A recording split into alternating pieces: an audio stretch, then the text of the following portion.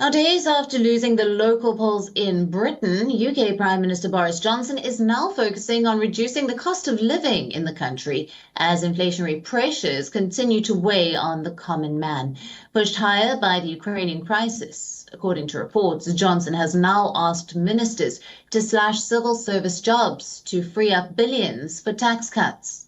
Media reports suggest the British Prime Minister called for cutting over 90,000 civil service jobs and told ministers to reduce staff in their departments by a fifth in an attempt to find money to ease the cost of living.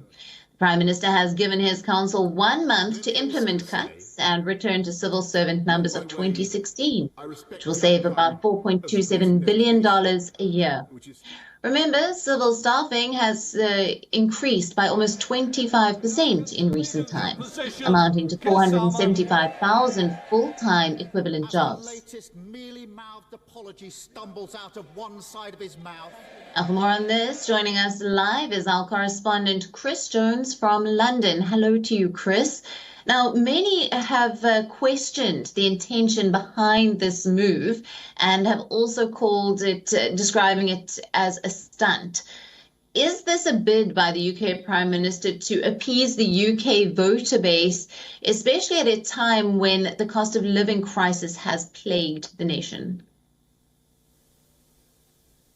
Well, Alison, you're right. The unions here have described this as a headline-grabbing stunt, or if it is a real cut, then it's a cut that will basically make the government miss out on its health and social and border goals as well. Boris Johnson has brought this cut into place because he says that people across the UK are suffering, and there needs to be some funds shored up to make sure that the cost of living crisis is alleviated. Now, you've mentioned it, a fifth of civil servants, around about 91,000 that equates to, could be cut from employment, the government's employment over the next year or so, and this would free up billions of pounds to help the most vulnerable families. In fact, Boris Johnson said that every pound the government preempts from the taxpayer is money they can spend on their own priorities. Around about 1.5 million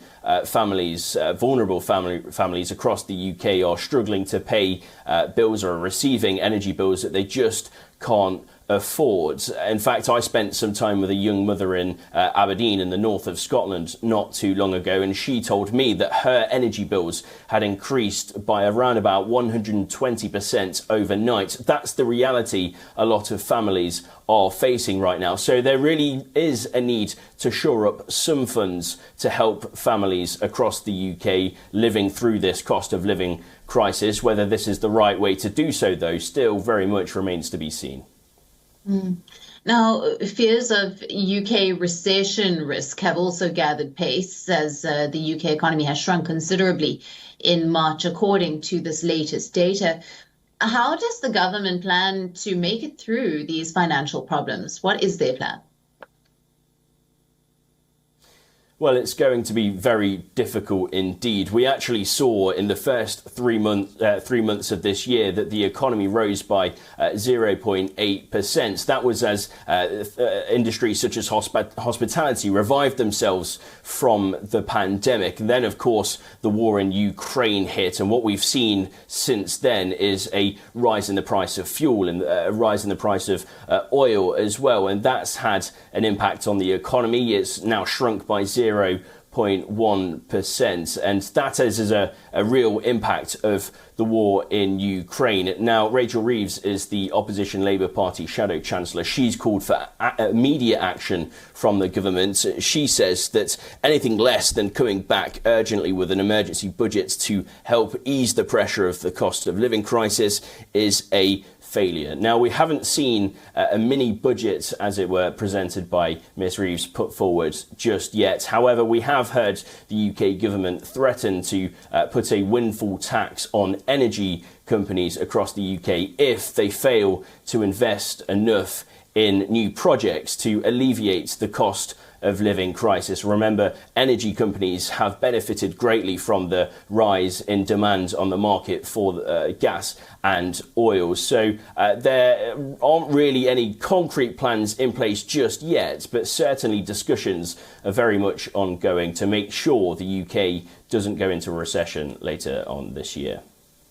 Right. Chris, thank you. We'll leave there for now. WION, now available in your country. Download the app now. Get all the news on the move.